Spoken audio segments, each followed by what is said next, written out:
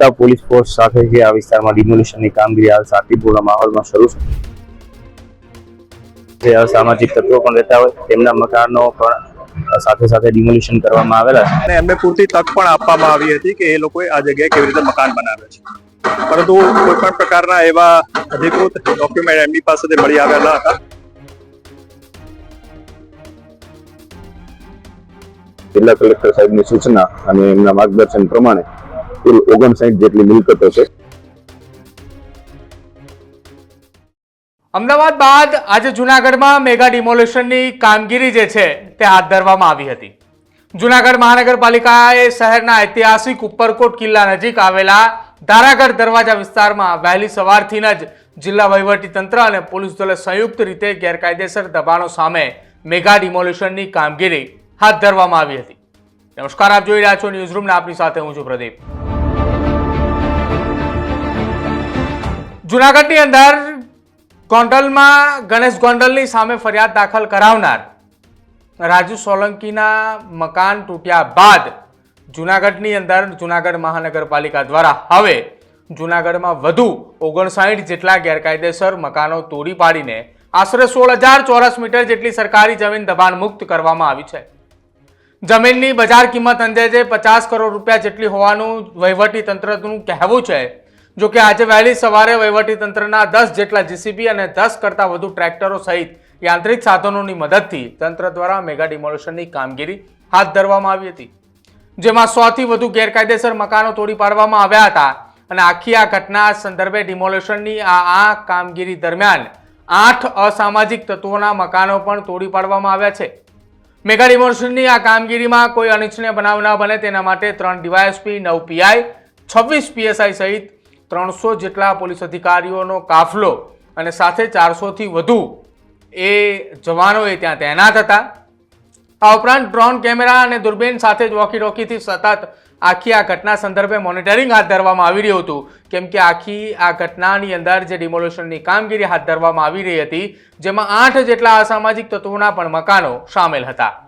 PGVCL, આરોગ્ય શાખા અને પાણી પુરવઠા વિભાગના અધિકારીઓ અને કર્મચારીઓ પણ સ્થળ ઉપર હાજર હતા. જો કે ગેરકાયદેસર દબાણ દૂર કરવાની જગ્યાએ જિલ્લા કલેક્ટર અનિલ રાણાવસિયા, જિલ્લા અધિક કલેક્ટર ચરણસિંહ ગોહિલ અને ડીવાયએસપી હિતેશ ધાંધલિયા પણ હાજર હતા. તેઓએ શું કંઈ કહ્યું એ પણ સાંભળો. જૂનાગઢ શહેરમાં આવેલા ધારાગઢ વિસ્તાર કે જે ઉપરકોટની બાજુનો વિસ્તાર છે, ત્યાં લગભગ 14,000 ચોરસ મીટર જેટલી જગ્યામાં જે અનઅધિકૃત મકાનો હતા એને દૂર કરવાની પ્રક્રિયા આજ સવારથી શરૂ કરવામાં આવી છે.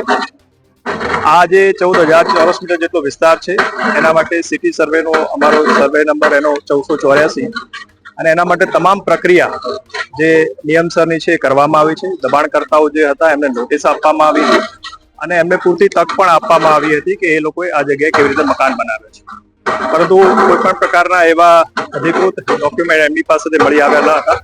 અને આથી આ પ્રક્રિયા પૂરી કરી અને અમે આજ સવારથી લગભગ 400 જેટલા અમારા પોલીસ અધિકારીઓ, 10 જેટલા જેસીબી, જિલ્લા વહીવટી તંત્ર, કોર્પોરેશન, પીજીવીસીએલ, ફાયરની ટીમ તમામ સાથે રહી અને આ ચુસ્ત બંદોબસ્ત સાથે આજે દબાણ દૂર કરવાની પ્રક્રિયા હાથ ધરી છે. અને આ પ્રક્રિયા જે છે એ આખો દિવસ ચાલશે અને આ દબાણ જે છે એ દૂર કરવામાં આવશે. આ દબાણ જે દૂર થયા છે એમાં અમુક અનઅધિકૃત વ્યક્તિઓ ના પણ દબાણો દૂર થયા છે, જેમાં એનડીપીએસ છે, બુકલેગર છે, એવા પ્રકારના લોકો હતા. એને માહિતી પણ પોલીસ વિભાગ તરફથી જે અમને મળી એને લઈને એક કડક કાર્યવાહી કરવામાં આવી છે. અને આવા કોઈ પણ પ્રકારના અસામાજિક તત્વો જે છે એ આ પ્રકારનું દબાણ કરે તો બિલકુલ ચલાવી લેવામાં આવશે નહીં. અને આ દબાણ દૂર કરવાની જે પ્રક્રિયા છે આગામી સમયમાં પણ આટલા જ પૂરજોશથી ચાલુ થવાની છે. જે રેવન્યુ વિભાગ, આર્કોલોજીકલ વિભાગ અને જૂનાગઢ પોલીસ દ્વારા જે સંયુક્ત ક્રમે મેગા ડિમોલિશન ડ્રાઈવનું આયોજન કરેલું છે, જેમાં 350 કરતાં પણ વધારે પોલીસ કર્મીઓ, 3 ડીવાયએસપી, 15 પીઆઈ, 30 પીએસઆઈ, કુલ મળીને 50 કરતાં વધારે અધિકારીઓ પૂરતા પોલીસ ફોર્સ સાથે જે આ વિસ્તારમાં ડિમોલિશનની કામગીરી હાલ શાંતિપૂર્ણ માહોલમાં શરૂ છે. આ ઉપરાંત આ વિસ્તારમાં કેટલાક અસામાજિક તત્વો પણ છે. જો આ 8 થી 10 અસામાજિક તત્વો છે એમાં એક લિસ્ટેડ બુટલેગર, એક એનડીપીએસના આરોપી, તેમના મકાનો પણ સાથે સાથે આ સિવાયના અન્ય 4 એનસીઆર કાર્ડ ઇસમો, આમ કુલ મળીને 8 થી 10 જેટલા છે અસામાજિક તત્વો પણ રહેતા હોય તેમના મકાનો પણ સાથે સાથે ડિમોલિશન કરવામાં આવેલા છે. હાલ ખૂબ શાંતિપૂર્ણ માહોલમાં છે આ સમગ્ર કામગીરી ચાલી રહી છે. જુનાગઢમાં આજે દબાણવાળા વિસ્તારો છે એમાં ખાસ કરીને ઉપરકોટની આસપાસનો જે વિસ્તાર છે ત્યાં દબાણો થયેલા છે. એ દબાણો દૂર કરવા માટેનું આયોજન આજે કરવામાં આવ્યું છે. માનનીય જિલ્લા કલેક્ટર સાહેબની સૂચના અને એમના માર્ગદર્શન પ્રમાણે કુલ 59 જેટલી મિલકતો છે. આ તમામ મિલકતો છે એમની પાસે કોઈ પણ પ્રકારના આધાર પુરાવા નથી, એટલે એમને સૌપ્રથમ કલમ 61 ની નોટિસ આપી અને ત્યારબાદ અમે 202 ની નોટિસ આપી અને આજે દબાણ હટાવવાની કામગીરી શરૂ કરવામાં આવેલી છે. સર કેટલા મકાનો છે અંદાજે? કુલ 59 જેટલા મકાનો છે અને એટલા પરિવારો છે જે અહીંયાથી અમે દબાણ દૂર કરવાના છીએ. અંદાજે કેટલી મશીનરીનો ઉપયોગ કરાયો છે? આજે અંદાજિત 10 જેટલા જેસીબી ટ્રેક્ટર્સ એનો અમે ઉપયોગ કરવાના છીએ અને દબાણ દૂર કરવાના છીએ. આ વિસ્તારમાં છેલ્લા ઘણા વર્ષોથી ગેરકાયદેસર દબાણો હતા અને તંત્રએ અગાઉથી સત્તાવાર રીતે નોટિસ પાઠવી હતી અને મકાન માલિકોને પોતાનો દાવો પુરવાર કરવા માટેનો સમય પણ આપવામાં આવ્યો હતો. જો કે પ્રથમ તબક્કામાં આજે 59 જેટલી મિલકતો જે છે તેની સામે કાર્યવાહી કરવામાં આવી હતી અને તમામ મિલકતોની ઉપર બુલડોઝર વહેલી સવારે ફેરવી અને ત્યાં ધ્વસ્ત કરી નાખવામાં આવ્યું હતું, ત્યાં મેદાન કરી નાખવામાં આવ્યું હતું. જો કે આખી આ ઘટના જ્યાં બની રહી છે જૂનાગઢના ઉપરકોટ નજીક ધારાવાહ નજીક આ આખી આ ઘટના ચાલી રહી છે, ડિમોલેશનની કામગીરી ચાલી રહી હતી. ત્યાં અમારા સહયોગી ઉપસ્થિત હતા, તેઓ શું કંઈ કહ્યું એ સાંભળો. જૂનાગઢ વહીવટી તંત્ર દ્વારા મેગા ડિમોલેશનની કામગીરી હાથ ધરવામાં આવી છે.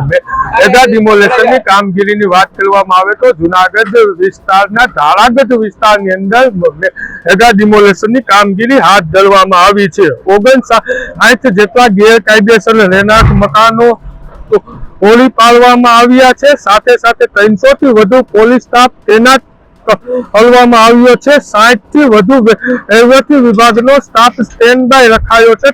થોડા સમય પૂર્વે તમામ લોકોને અપાઈ હતી નોટિસ. 10 જેસીબી સહિત મશીનરીઓ મૂકવામાં આવી છે. Pratap Bharad, newsroom, Junagadh. જૂનાગઢ મહાનગરપાલિકા દ્વારા અને વહીવટી દસ્તાવેજોમાં એ સ્પષ્ટ થાય છે કે આ જમીન સરકારની માલિકી છે.